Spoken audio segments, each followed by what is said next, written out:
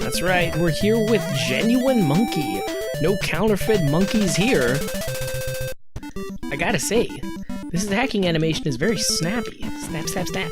Snap, snap, snap. It's very responsive. You press the button and he attacks. I say that like it's some sort of massive feat, but it kind of is. And I think part of what makes his attack animation feel so snappy is that there's not a lot of animation to it. It's like you press the button and bam, staff's out. And then staff's in, staff's out, staff's in. Faster than the eye can see, faster than the mouth can say. No wonder a monkey is so suspicious. The trees are watching him.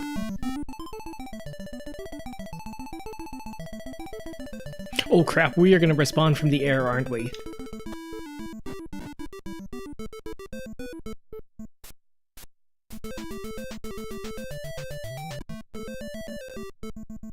Why would you respawn like that? That doesn't make any sense.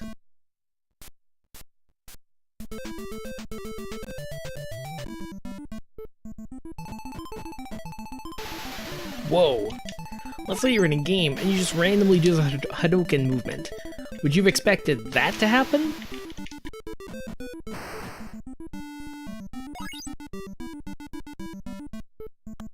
Well, I'll be darned, it remembers when you've killed enemies already.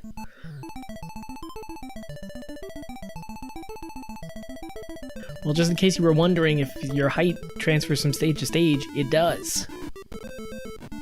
I do like how the enemies are predictable enough that you can actually outsmart them, and dangerous enough that you kind of have to.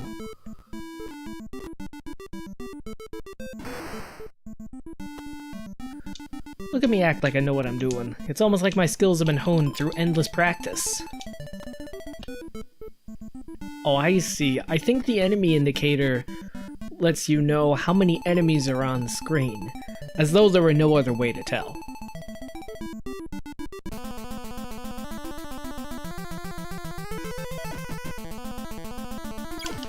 It was the trees the whole time!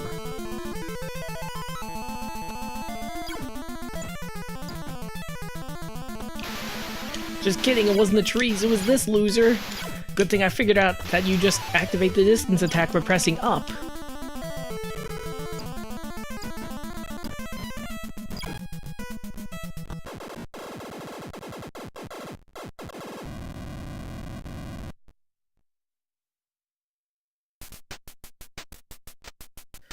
Well, I have my pride, and that means I beat level 1. And honestly, that's good enough for me. Set your own goals in games, kids. You don't have to always beat the final boss to beat a game. Sometimes, you just need to beat level 1.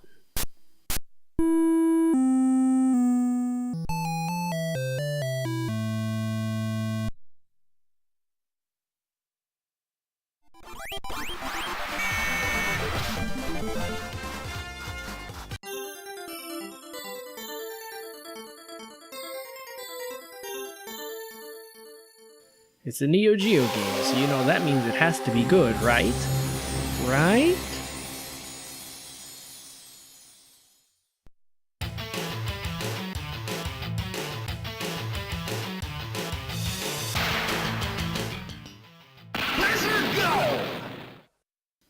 That is the most jarring combination of terrifying visuals with awesome audio I've ever seen. First game, England versus France.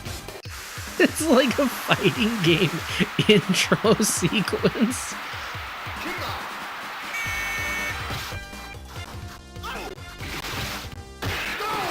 What the heck? I don't think Sweet Bicycle Kicks was on the how to play the menu. Exciting.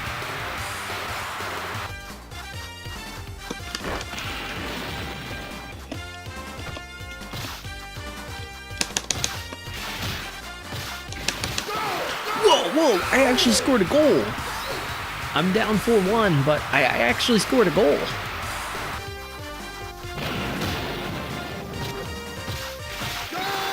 Whoa, perseverance works wonders. So one thing I take very seriously is the color of Argentina's jerseys. They should be cyan. This guy's jersey is not cyan.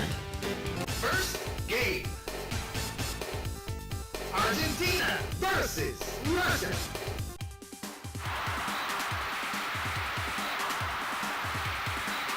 Kickoff.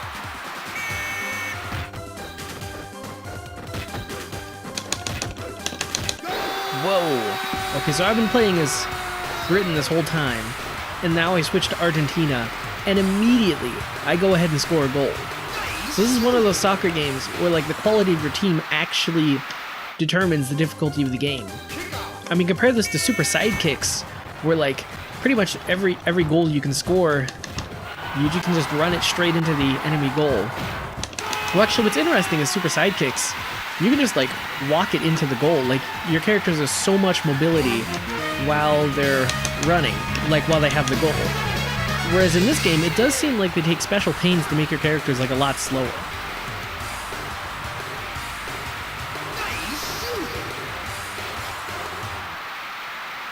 You know, I just realized on the goal, on the billboard, whenever you score, it says nice shoot, not nice shot.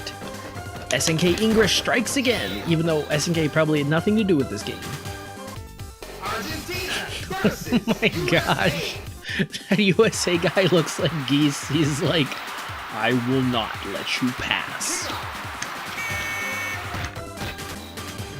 Yeah, this is a decent game and all, but it just feels like when you're on offense, like you essentially have nothing that you can do.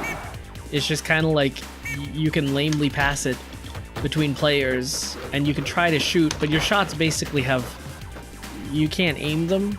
And then the passing, it's like, well, none of your guys are open anyway, so like, what can you do? It's just one of those weird soccer games that feels like, yeah, you're essentially powerless. And that's not what you want to do in a soccer game. That being said, you don't want it like Super Sidekicks where your characters are essentially invincible, but I guess somehow you gotta strike a balance.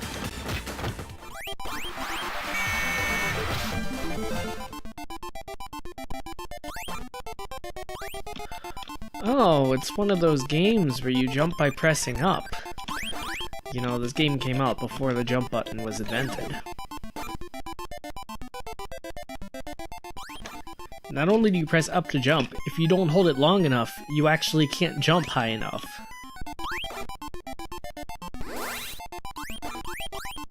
Oh, I see. So if you try to cast a spell you don't have, then instead, you just grow some flowers. You know, I'm sure some people have wondered, why do I curve the screen? Well, it's to make those boring tree-scrolling levels look a little bit more interesting. Yeah, that moment when Wiz suddenly turns into Mario. Where the heck are we now? So as you just saw, when you shoot at an enemy, you can actually cancel out their shots, which is kind of an unusually generous gameplay mechanic when you think about it. Usually, that's reserved just for like a power-up or something. I'll admit that even though Wiz is essentially platforming stripped down to its barest of essentials, it still is a fairly fun game. I mean, there's just something about the raw simplicity of it, where like, you see an enemy, it's like you either gotta shoot it, you gotta dodge it. Those are your only two options, those are the only things you can do. It's kinda nice for being so simple and so focused, but everything else, the presentation, the power-ups, the controls, everything else is a little, perhaps, lacking.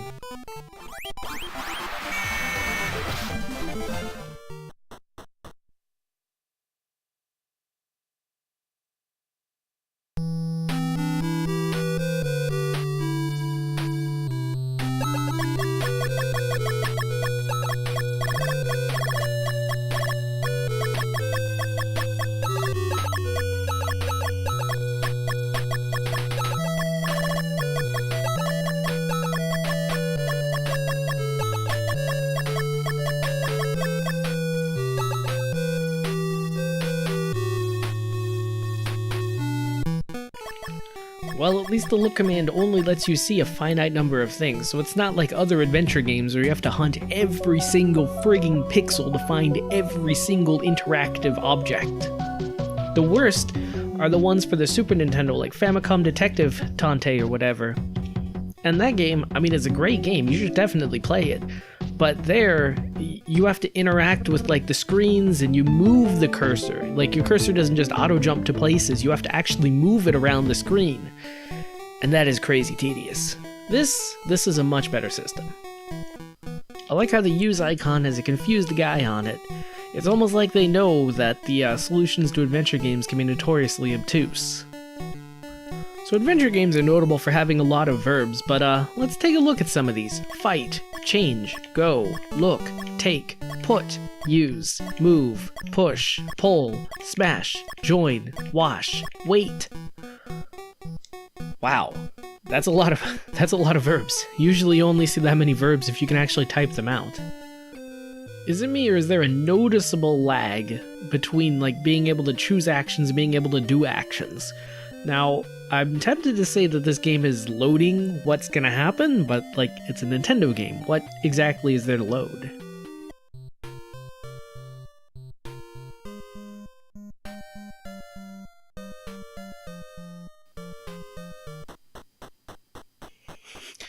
Tomb of the Character Limitations.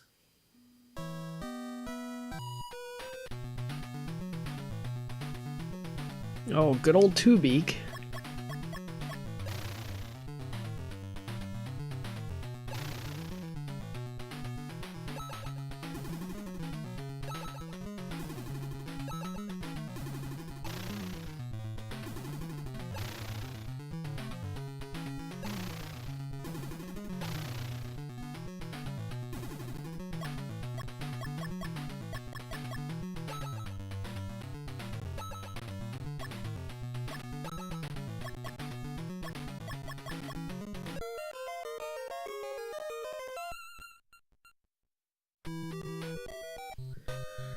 So yeah, this seems like it's an interesting game, and it seems like there's at least a lot of content to see and perhaps enjoy, but it's the kind of game where it's not very enjoyable to actually play. I mean, essentially, it's like everything's covered in a thick layer of molasses. Like you try to select the menu option, there's a delay lag. You try to move somewhere, there's a bit of delay lag. You move into a building, there's a bit of delay.